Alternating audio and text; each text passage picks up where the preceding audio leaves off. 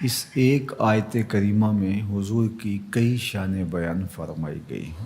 یا ایہا النبی انا ارسلناک شاہدا و مبشرا و نذیرا وداعیا الی اللہ باذنہ و سراجا منیرا۔ لفظ نبی کا ترجمہ امام قسطلانی علیہ رحمہ یہاں لکھتے ہیں کہ النبوۃ ہی الاطلاع علی الغیب۔ نبوت کیا ہے؟ یہ اطلاع علی الغیب سے ہے، تو پھر نبی وہ ہوتا ہے جو غیب کی خبریں دینے والا ہو۔ وما کان اللہ لیطلعکم علی الغیب ولکن اللہ یجتبی من رسلہ من یشاء۔ یہ اسی کی شان ہے، غیب وہی جاننے والا ہے، لیکن وہ رسولوں میں سے جس کو منتخب کر لے، جس کو چاہے وہ علوم غیبیہ سے نواز دے۔ تو دو لفظ قرآن مجید میں استعمال ہوئے، الا من ارتضی من رسول، رسولوں میں سے جس پر وہ راضی ہو جائے، ولیکن اللہ یجتبی من رسلہ من یشاء، وہ رسولوں میں سے جس کو منتخب کر لے۔ تو اجتباء اور ارتداء دو چیزیں ہیں۔ اب حضور کے مبارک نام پڑھیے، حضور کے ناموں میں سے ایک مرتضیٰ بھی ہے، ایک مجتبیٰ بھی ہے۔ تو مطلب کیا ہوا کہ وہ غیب کا جاننے والا، وہ عالم الغیب نہیں، غیب کے خزانے کسی کو دیتا، لیکن جب دینے پہ آئے تو مجتبیٰ کو دیتا ہے، مرتضیٰ کو دیتا ہے۔ اور پھر یہ اتنی شانوں کے مالک ہیں، جہاں ضرورت پڑے پھر بخل سے کام نہیں لیتے۔ وما ہوا علی الغیب بدنین، یہ غیب کے معاملے میں بخل سے کام نہیں لیتے، جہاں ضرورت ہوتی ہے وہاں بیان کرتے ہیں۔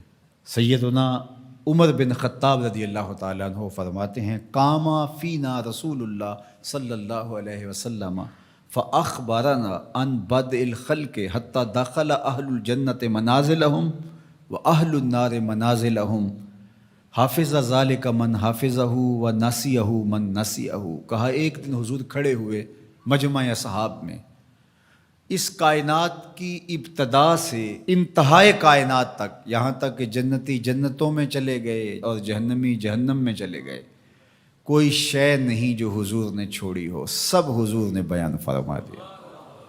اب ایک سوال پیدا ہوتا ہے، تھوڑے سے عرصے میں اتنا کچھ کیسے بیان کر دیا؟ تو یہ حضور کی شان بلاغت تھی، اور بطور معجزہ حضور علیہ السلام کو یہ شان دی گئی تھی۔ تو فرمایا، یا ایہا النبی، اے غیب کی خبریں دینے والے، انا ارسلناک، آپ کو ہم نے بھیجا ہے، آپ کو ہم نے بھیجا ہے۔ یار آپ کسی کو بھیجیں اور اس کی کوئی عزت نہ کرے تو آپ کہیں گے تم ہوتے کون ہو، اس کو ہم نے بھیجا تھا۔ اللہ کہتا ہے محبوب تجھے ہم نے بھیجا ہے۔ تو یہ اللہ کی طرف سے فرستادہ ہیں، اللہ کی طرف سے بھیجے گئے ہیں، یہ اللہ کے نمائندے ہیں، اس لیے حضور کی آواز آواز حق قرار پائی، حضور کا بولنا اللہ کا بولنا قرار پایا، حضور کا حکم اللہ کا حکم قرار پایا، حضور کی اطاعت اللہ کے اطاعت قرار پائی۔ تو اس لیے جو محبوب کی بات مانتا ہے وہ رب کی بات مانتا ہے، اور جو حضور کا انکار کرتا ہے وہ رب کا انکار کرتا ہے۔ کوئی ساری زندگی لا الہ الا اللہ پڑھتا رہے اور محمد رسول اللہ نہ پڑھے، رب اس کے لا الہ الا اللہ پڑھنے کو اس کے منہ پہ مارے گا اگر میرے رسول کو نہیں مانتا، اس کو میں نے بھیجا ہے۔ تو کہا انا ارسلناک شاہدا و مبشرا و نذیرا، آپ کو شاہد بنا کر بھیجا ہے، آپ کو مبشر بنا کر بھیجا ہے، آپ کو نذیر بنا کے بھیجا۔ شاہد کا کیا معنی ہے؟ اتفاق تو ہوتا رہتا ہے مجھے بھی آپ کو، جب کوئی فوت ہو جاتا ہے تو جنازہ پڑھتے ہیں تو کیا اس میں بولتے ہیں؟ اللہم اغفر لحینا و میتنا و شاہدنا و غائبنا، اللہ جو حاضر ہیں انہیں بھی بخش دے، جو نہیں آئے انہیں بھی بخش دے۔ تو شاہد کا کیا معنی ہوا؟ حاضر۔ امام راغب الاصفہانی جو کہ لغت کے امام ہیں اور مفردات قرآن میں قرآن مجید کے الفاظ کی تشریح کرتے ہوئے لفظ شاہد پہ بات کرتے ہیں، تو وہ کہتے ہیں کہ الحضور مع المشاہدت اما بالبصر او بالبصیرہ، کہ شاہد کا معنی کیا ہے؟ حاضر ہونا مشاہدہ کے ساتھ، چاہے بالبصر چاہے بالبصیرہ۔ آنکھوں سے دیکھ کر کے مشاہدہ کرنا یا اللہ کی دی ہوئی باطنی قوت سے مشاہدہ کرنا. تو کہا یہ ہے شاہد کا مفہوم. اور حضور علیہ السلام کو میرے رب نے شاہد بنایا ہے، میرے رب نے شاہد بنایا. تو حضور کی نظروں سے کچھ پوشیدہ نہیں ہے. آقا کریم نے ارشاد فرمایا، یہ بھی صحاح کی روایت ہے، ان اللہ زوال الارض فرأیت مشارقہا و مغاربہا. اللہ نے میرے لیے زمین کو سمیٹ دیا، اور ایک روایت میں ایسے کر دیا جس طرح میری ہتھیلی ہوتی ہے. میں پوری کائنات کو یوں دیکھ رہا ہوں جس طرح کوئی اپنی ہتھیلی دیکھتا ہے. تو فرمایا کہ اللہ نے میرے لیے زمین کو سمیٹ لیا، اور میں نے مشرق بھی دیکھ لیے، میں نے مغرب بھی دیکھ لیے.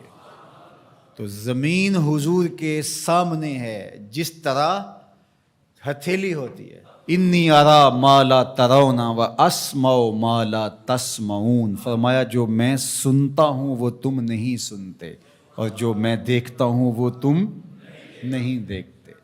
سورج کو گرہن لگ گیا، حضور نماز کے لیے کھڑے ہوئے. نماز پڑھاتے پڑھاتے حضور نے ہاتھ آگے بڑھایا، پھر حضور نے ہاتھ پیچھے کھینچ لیا، سلام پھرا.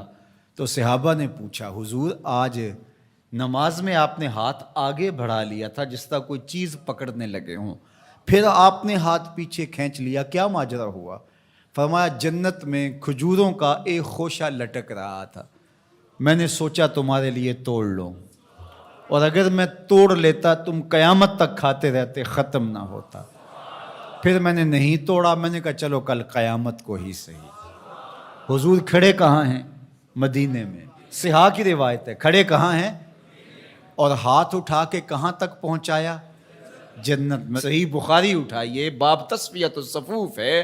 حضور نے فرمایا صحابہ صفیں سیدھی رکھا کرو، مت سمجھو میں صرف آگے دیکھتا ہوں، میں آگے بھی دیکھتا ہوں، میں پیچھے بھی دیکھتا ہوں، میں تمہارے رکوع بھی دیکھتا ہوں، دلوں میں پیدا ہونے والے خشوع بھی دیکھتا ہوں.